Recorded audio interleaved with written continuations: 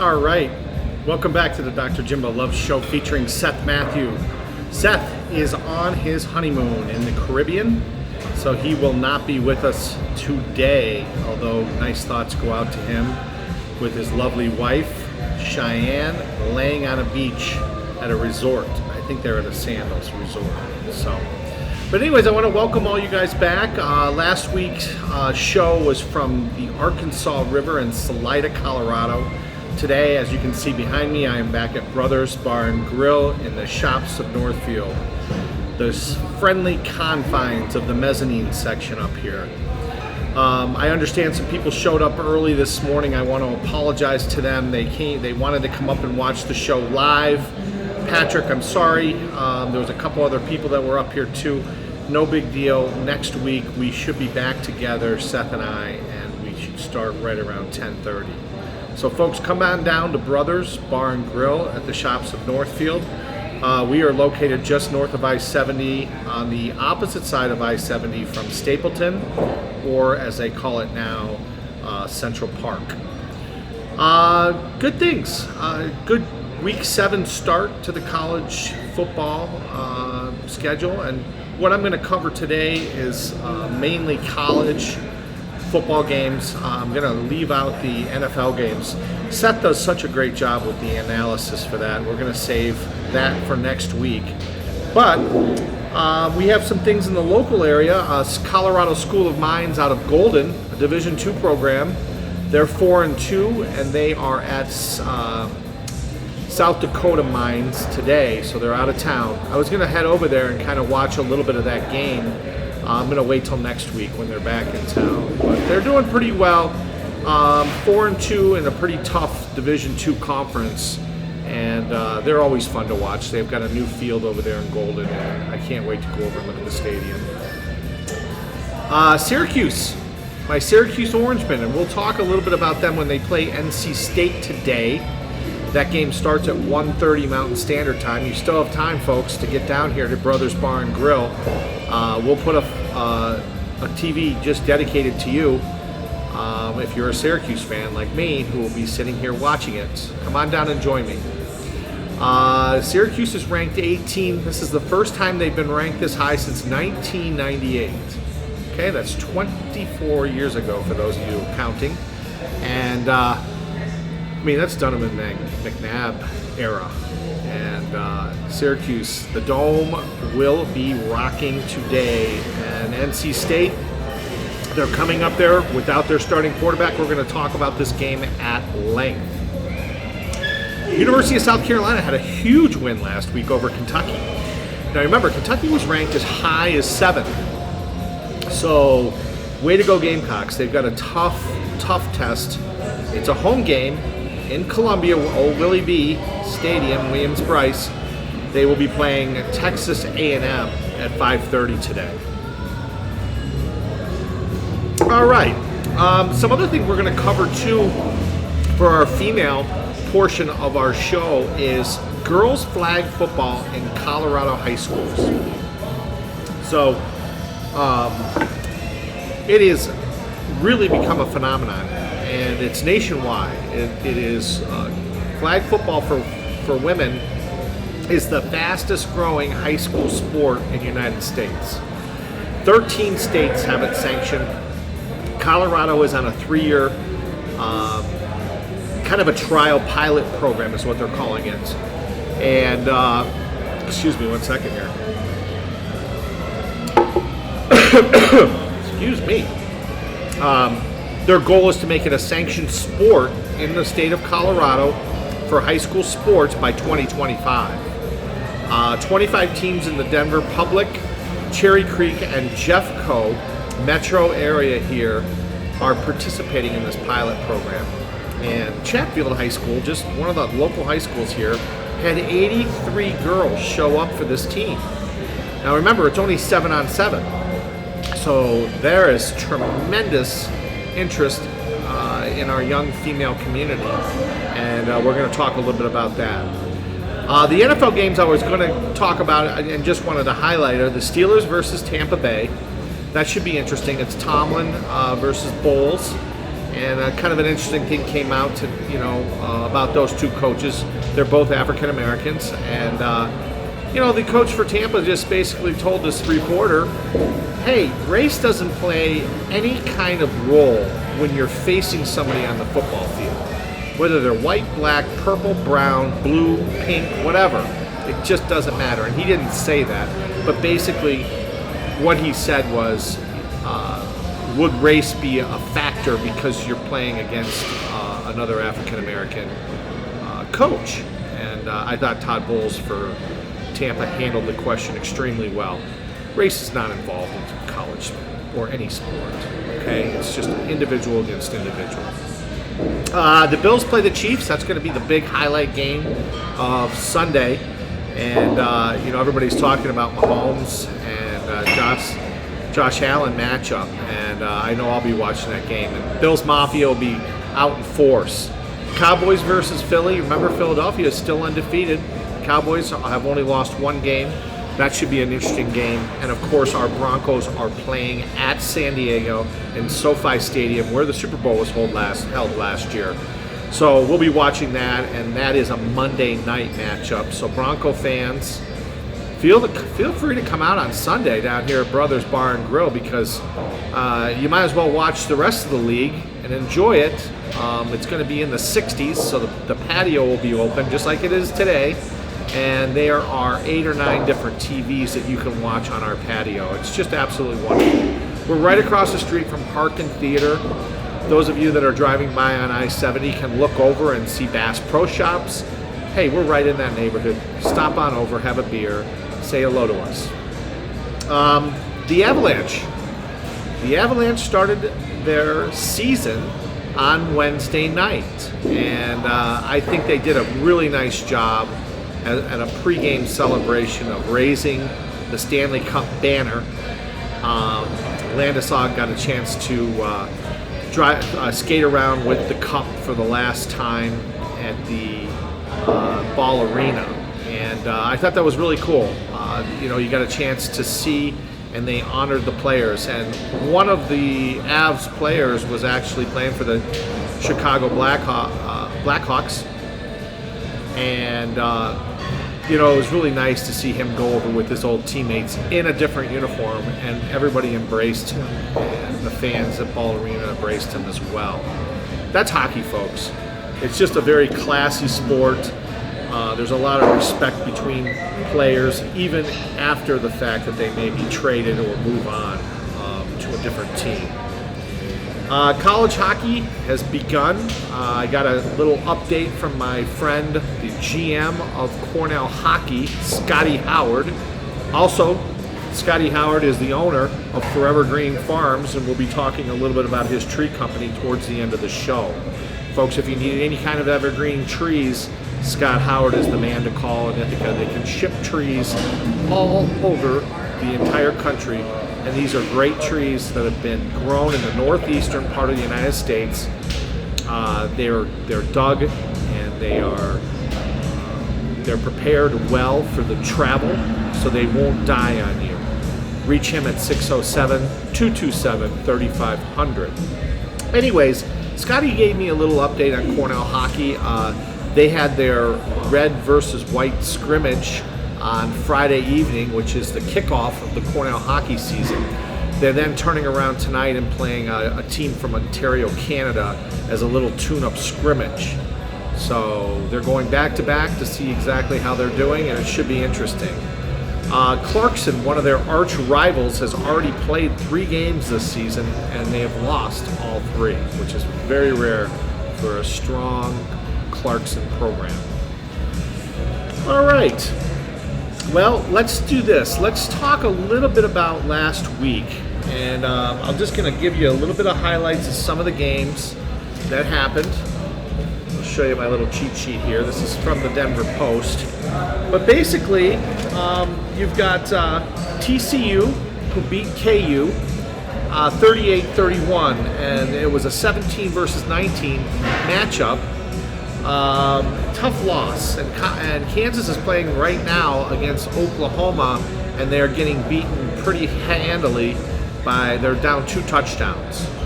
Also, too, I want to give you a quick score update. Michigan versus Penn State. I'm watching the game right here, right now. Michigan was up 24-17. Looks like Michigan just scored another touchdown. They are up now 31-17 in the Big House, Ann Arbor, Michigan. And we will talk a little bit in depth about that game in just a moment. Georgia beat Auburn last week 42-10. Ohio State 49-20 versus Michigan State. Tennessee routed LSU 40-24. And remember, the big game we're going to be talking about today is Tennessee, number 6 versus number 3 Alabama in Knoxville. College game day was there. We'll talk a little bit about that as well.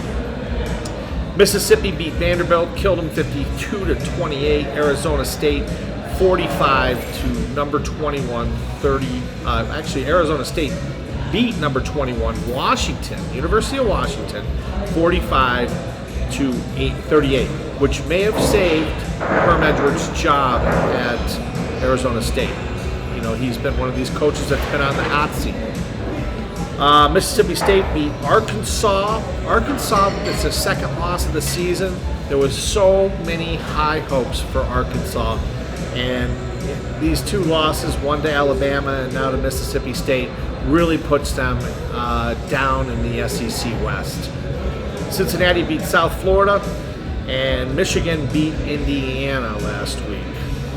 So let's talk a little bit about the AP Top 25. Again, we use the AP poll just because there's so many different polls out there. We might as well stay, consistent every single week. So we've got Georgia's number 1 still. They're 6-0. They're playing Vanderbilt this weekend and probably will crush them.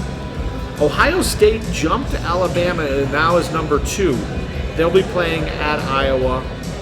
So that should be an interesting matchup, even though I think Iowa is going to be extremely outmatched. The game that we're going to feature first off today is Alabama versus Tennessee. Alabama has moved to number 3. Clemson is playing a very tough game. They're number 4, and they are playing against Florida State. Clemson's still 6-0. Michigan is number 5. They're playing Penn State right now. Again, as I said earlier, the score with 4:24 left in the third quarter is 31-17 versus Penn State.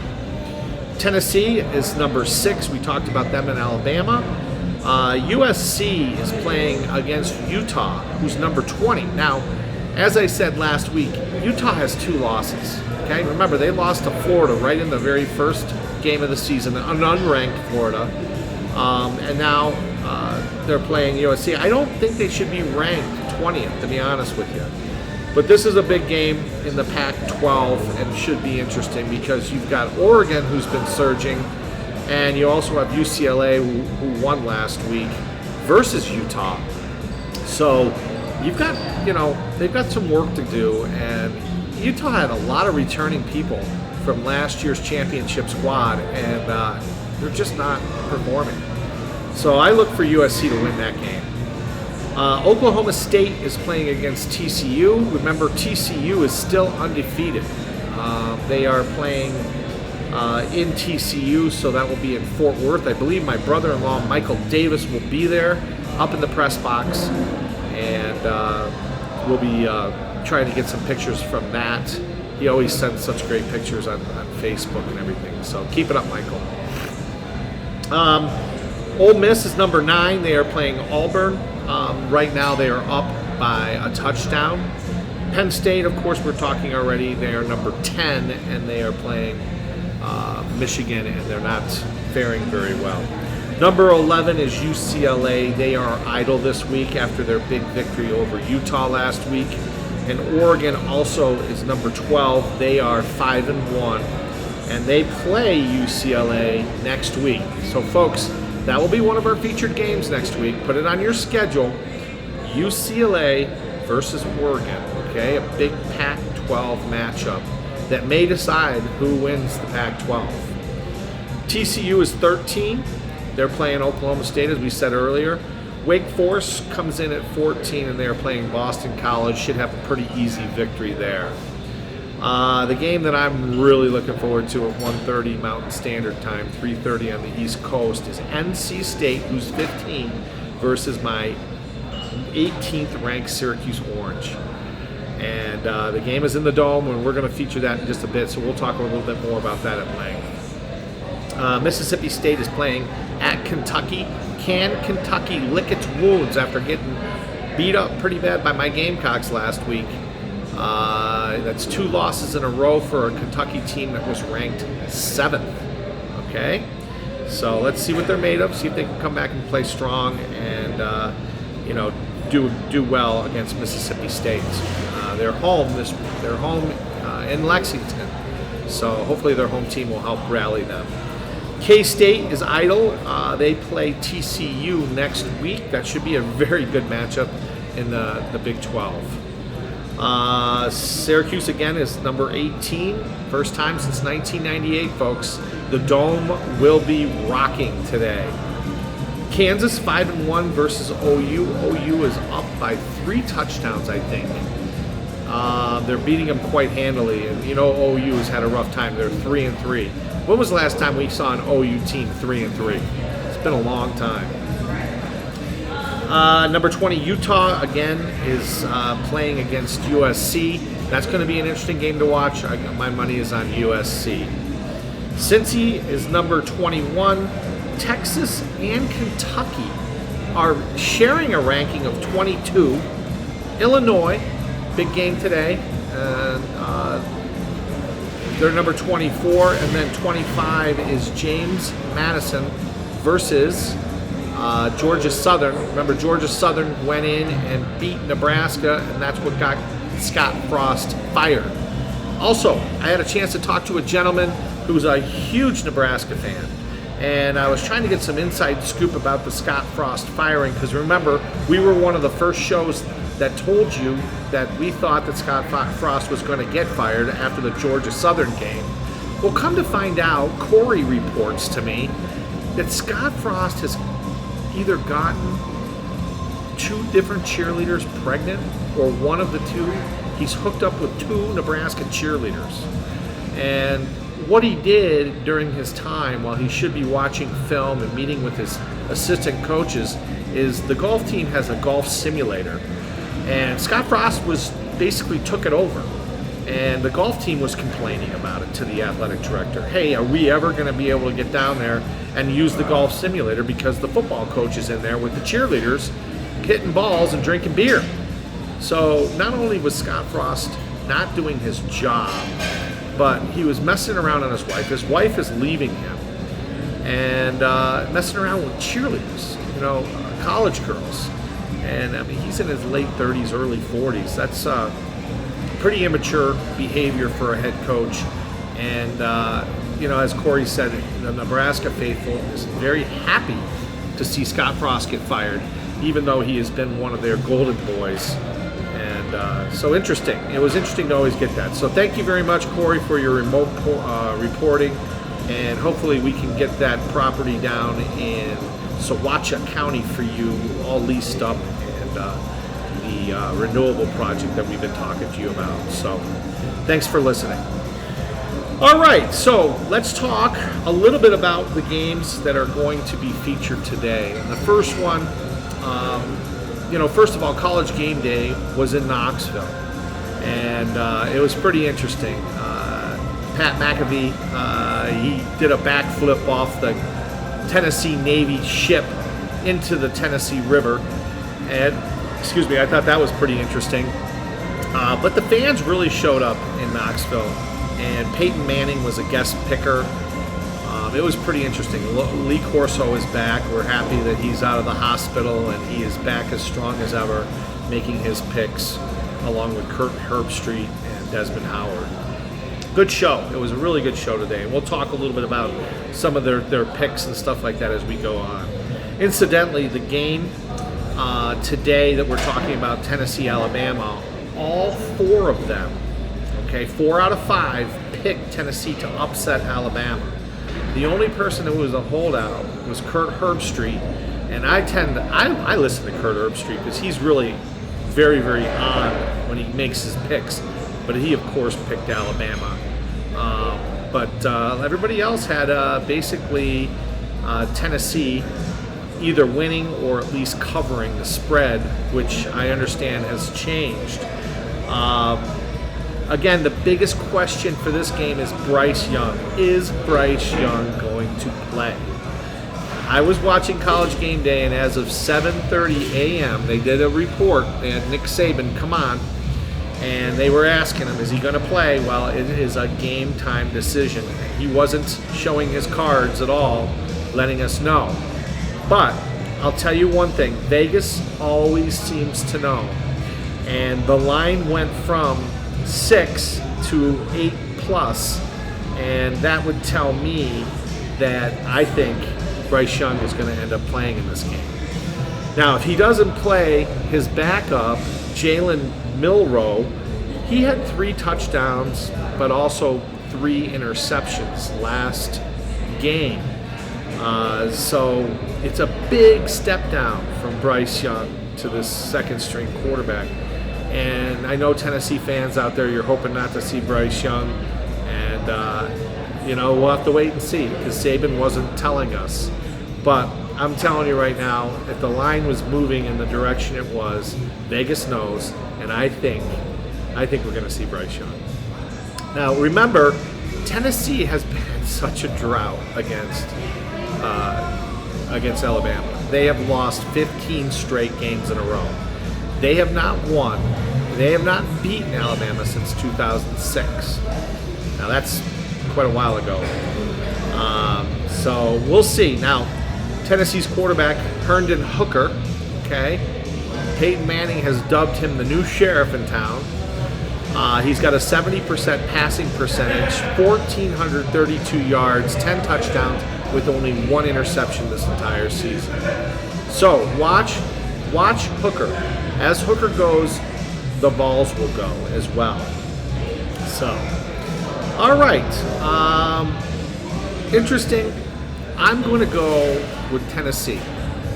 I really do. I have a funny feeling. I think it's going to be a game that's going to be decided by less than 3 points. And I think Tennessee is going to pull off the miracle upset and become extremely relevant in the SEC East by beating Alabama for the first time since 2006. Mark my words, folks. Seth, I wish Seth was here because it'd be so interesting to see if he'd go with Alabama or Tennessee on this one. But we'll see what his feelings are next weekend. All right. This brings us to Penn State versus Michigan. And what we've got is number 5 Michigan versus number 10 Penn State.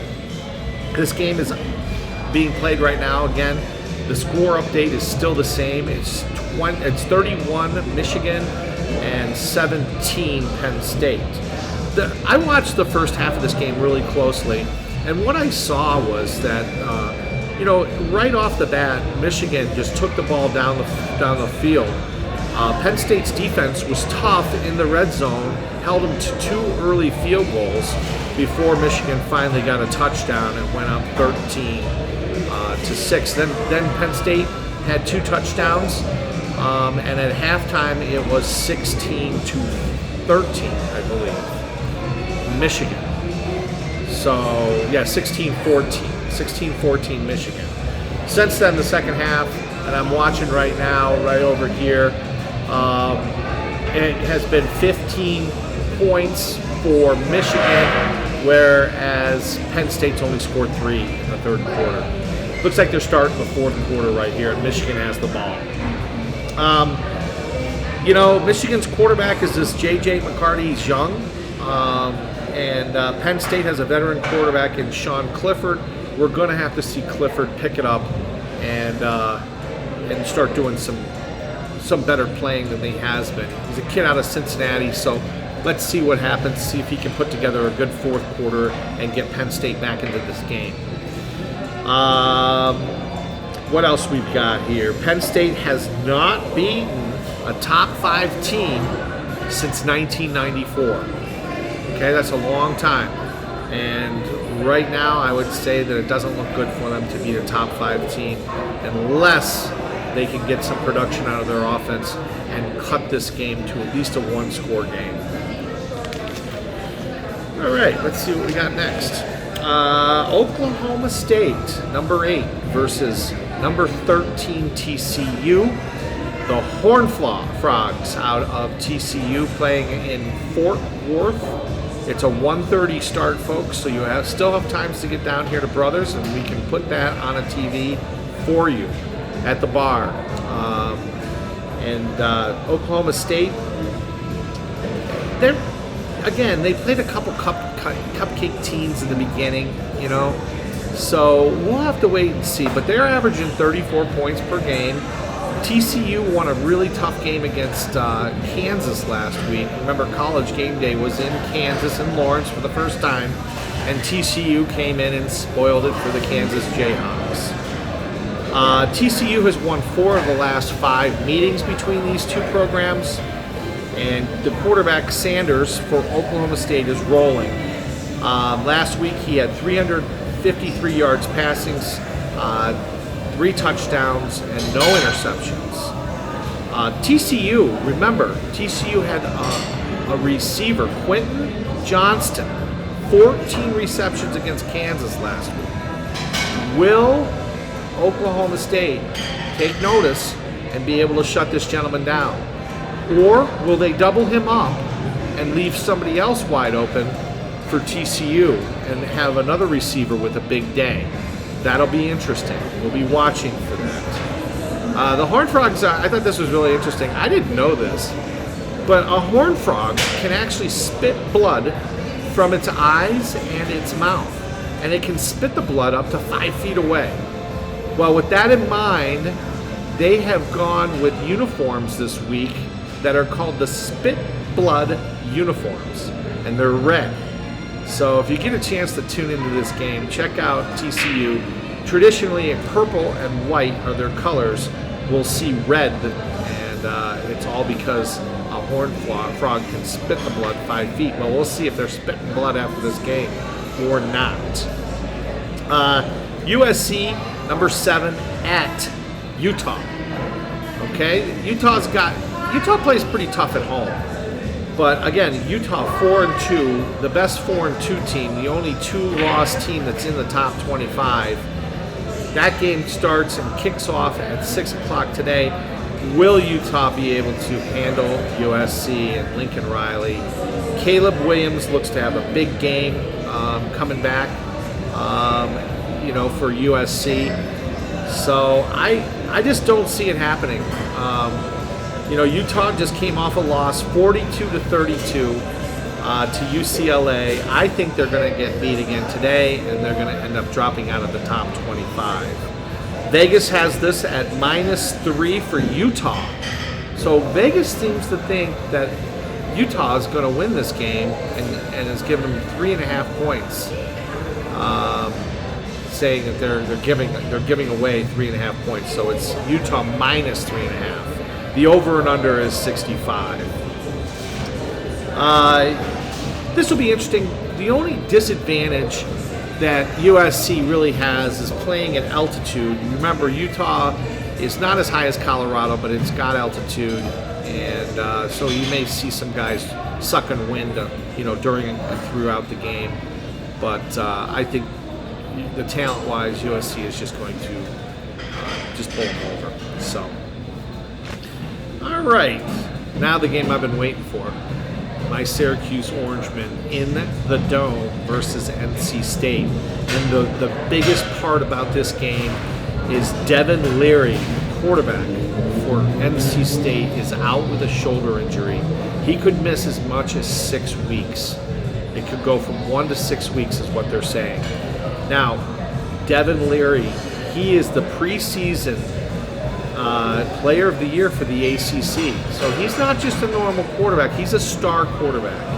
And if you're a Syracuse fan, you're very excited because this is good news for us and bad news for NC State. The second string quarterback that we'll probably see for NC State, his name is Jack Chambers. He's a grad transfer from Georgia Southern. So he played 4 years at Georgia Southern, which is a very good school.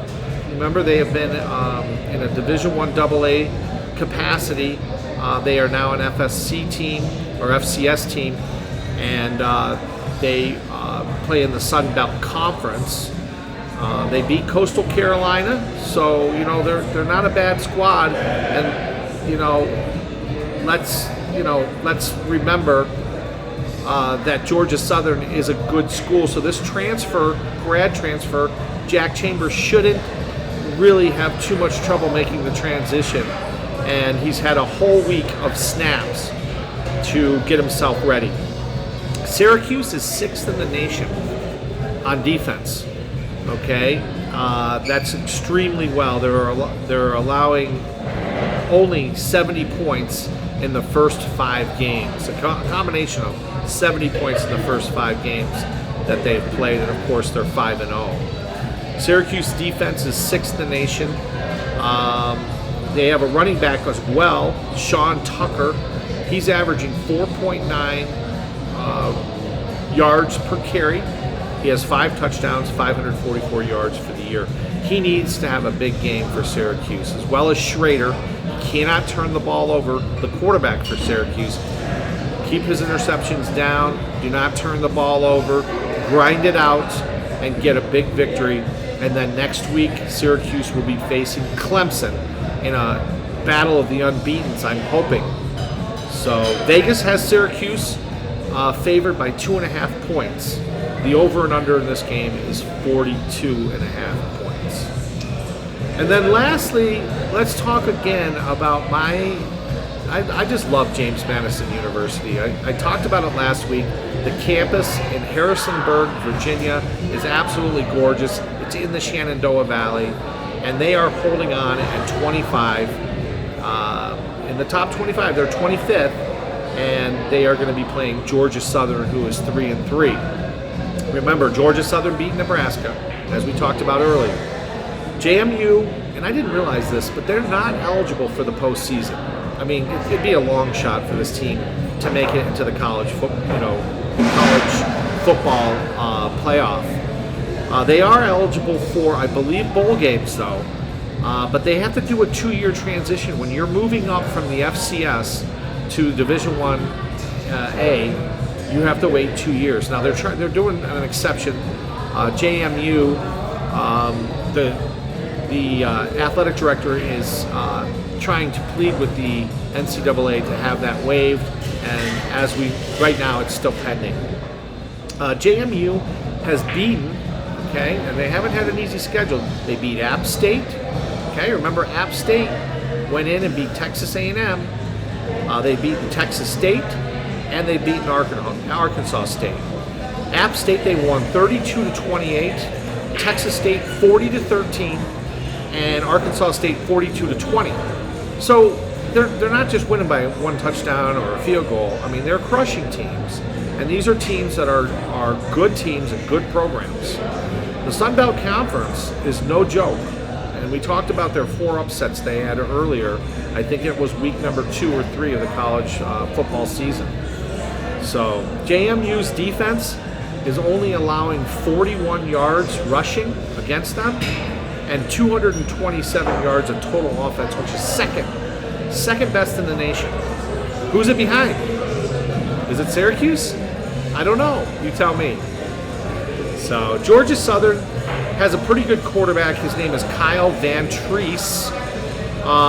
Unfortunately, he has a tendency to throw interceptions. Last week being a pretty good example.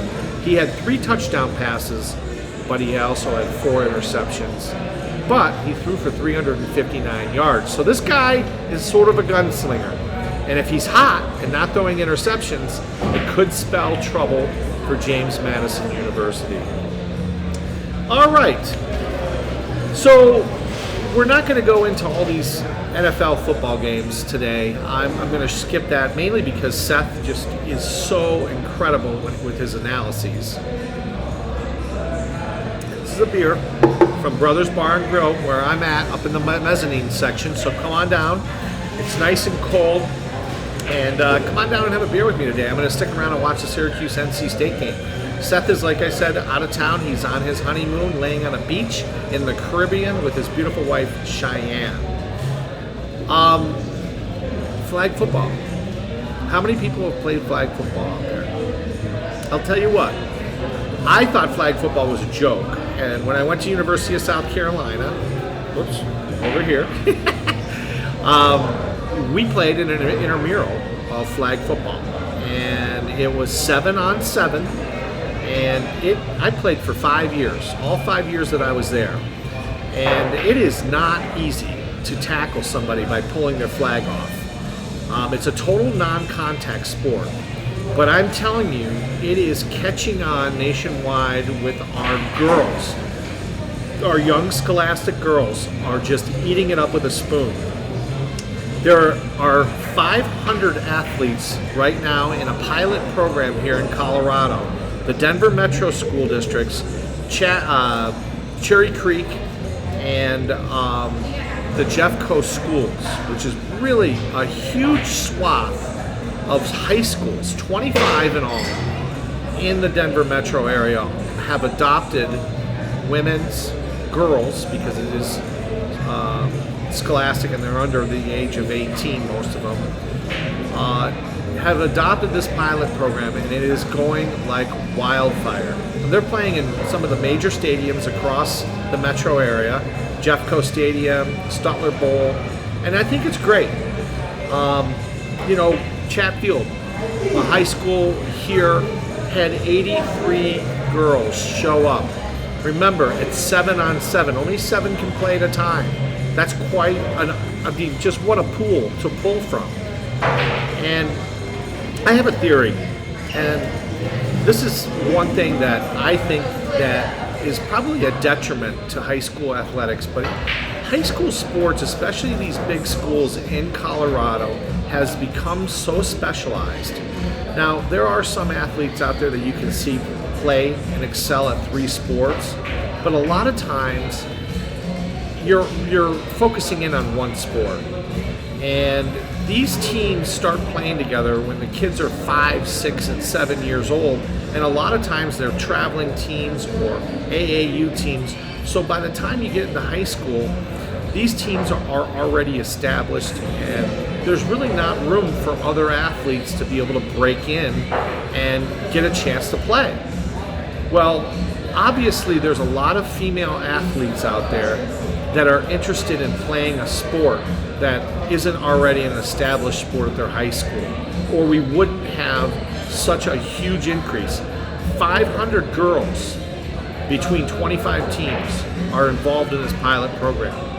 So I think this is wonderful. I think we're addressing a need, and we're allowing a lot of these great athletes, and there are so many people who become great athletes while they are in high school, and they weren't good athletes when they were in junior high or even before that in the elementary years. I saw that when I was growing up. The guys that I played with in 7th and 8th grade, most of them never even played on the varsity's team. They were great when they were in 6th, 7th, and 8th grade, but then the rest of the people matured, and they didn't. They matured early, and they ended up, flatlining out and then not even continuing into the varsity sports. So this could be a great opportunity for some women out there that maybe didn't get involved in the soccer, the field hockey, or other different things early on, and have been kind of closed out. So let's just talk a little bit about the rules, okay? Because the rules are interesting. And Colorado has a pretty good reputation for football. And this isn't flag football. Colorado has a national presence among adult women football. In July, the Mile High Blaze, and you heard it here, we covered it, they won a semi-pro tackle football, won its first national championship. So we've got some great women athletes here that like to get down and dirty and play football. So that's wonderful. But back to the rules. And I'll just go down through them so you can get a little bit of an idea of how actually this women's 7-on-7 league is doing it. As we said, it's 7 players on each time. The field is 60 yards long by 30 yards wide, so you're not doing the traditional 100-yard field. 4 downs gets you to the midfield. Okay, so you've got to go 30 yards to get a first down, and then you have another 4 downs to score. Once a team is within 5 yards from the end zone, you are not allowed to run the ball. You must pass the ball. Fumbles mean as soon as the ball is fumbled, the play is over. Interceptions are live balls. There is no blocking. Okay, now you can get in the way of people. You can almost make them run around you, but you're not allowed to engage in a block. Although that kind of, that happens a little bit. There's going to be a little bit of brush bys and stuff like that, but you cannot go out and actually set up a wall and start blocking people and knocking them over. No special teams, and the quarterback can only run if she's being rushed. So basically that means you have to decide, if you've got a really great athlete as the quarterback, do you want to rush her? Well, you've got to put a little bit of pressure on her, or she's going to sit back there and just pick you off. But you've got to have a limited kind of rush and a containment style rush, because if she gets outside and can run the ball, who knows what will happen. Maybe she ends up scoring, who knows. So those are basically the rules. The girls today, it's the girls' state flag football championship. It starts in about an hour. It's over on Broncos Parkway at Bolin Fieldhouse. Most of you guys know kind of where the Broncos training facility is. It's over in that general area. But at 2:30 you will see the 2 best women's high school flag football teams facing off for their first state championship. So if you are out and about, folks listening to us live, maybe cruise by there and see what all the hubbub is about, and watch and see some real high quality women's flag football. Again, like I said, the Dr. Jimbo Love Show featuring Seth Matthew will always have something regarding women's sports. I don't think they get enough coverage. 50% of our population is women, and there's so many women athletes out there that just don't have a show to watch. Please share our show with other women and let them know that, there's people out there looking out for you, and that will cover you and give information to everybody via a sports show. All right. Well, that's about it for today. I want to thank you guys for tuning in. Again, I talked a little bit about Forever Green Farms with Scott Howard. If you need an evergreen tree, he can ship it anywhere in the country. You can reach him, Forever Green Farms, Scott Howard, at 607-227-3500. Also, folks, I can't stress enough, we are right here, as you can see in the background, Brothers Bar and Grill at the Shops of Northfield. Come on down. Seth is going to be back from his honeymoon probably tomorrow or Tuesday. My guess is I hope he enjoys it and stays, till Wednesday or Thursday before he comes back to work. But you guys can always recognize him behind the bar here. Come on in, introduce yourself, tell him you're a fan of the show. Maybe he'll buy you a beer. Maybe he'll give you a glass of wine. I don't know. But we want to welcome all the fans that come down here and the fans that come up to the mezzanine section. We're doing the show just a little bit later today, so we missed our crowd this morning. But thank you for showing up. All right, so next week we're going to talk more NFL football. Okay, we're going to go in and talk some more stuff about women's sports. I'm not sure which topic we'll cover, but it will be there. And of course, we'll have a ton of college football and all the results from this week. So get out there. Cheer for Syracuse. Cheer for South Carolina. South Carolina's got a tough game this afternoon. They're playing at Williams-Brice Stadium at 7:30 Eastern Time against Texas A&M. That's going to be a great game. And the game that's coming up very, very quickly here is the Syracuse-NC State game in Syracuse, New York at 1:30 Mountain Standard Time, 3:30 Eastern Standard Time. Let me see if I can give you one more update. And here it is right now. With 9:06 left in the fourth quarter, Michigan 34, Penn State 17. Not good, looking good for the Nittany Lions. And Harbaugh's just grinding it out in the big house.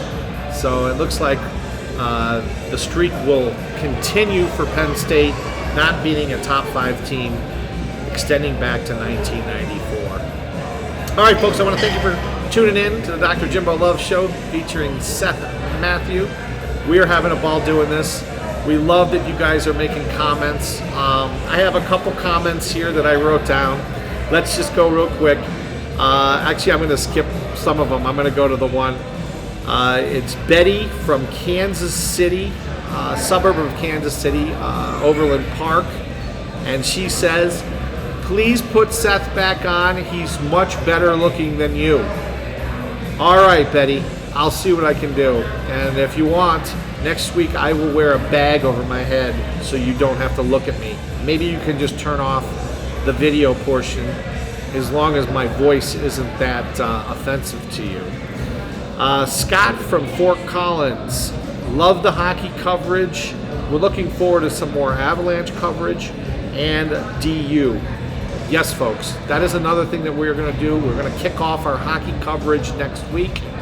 We will be talking about DU and Colorado Avalanche and some Minnesota Golden Gophers, I'm sure, and St. Cloud State. One more. Let's see here. We got Brad from Eaton, Colorado. Brad says, less statistics and more of the stories. Okay. And I'll see if we can find out some more stories. I mean, our story this week was about Scott Frost banging cheerleaders and playing in the golf simulator with underage college girls drinking beer, not allowing the golf team to get involved on their own simulator. So there's your inside scoop from Corey, the Nebraska fan who I had ran into about a week and a half ago. All right, folks, we'll keep the comments coming. Keep sharing us. Guys on LinkedIn, I want to thank you very much. You guys have plenty of watches. You're sharing our show. Getter has gotten really good. Facebook has froze me out a little bit, but there's more. There's some more traffic on that as well. Go to Rumble and Spotify as well. Look for the Dr. Jimbo Love Show. Dr. Jimbo Love Show featuring Seth. All right, folks. As I say every week, get out there, get your side hustle on, and earn it. Thanks for tuning in, folks. We'll see you next week.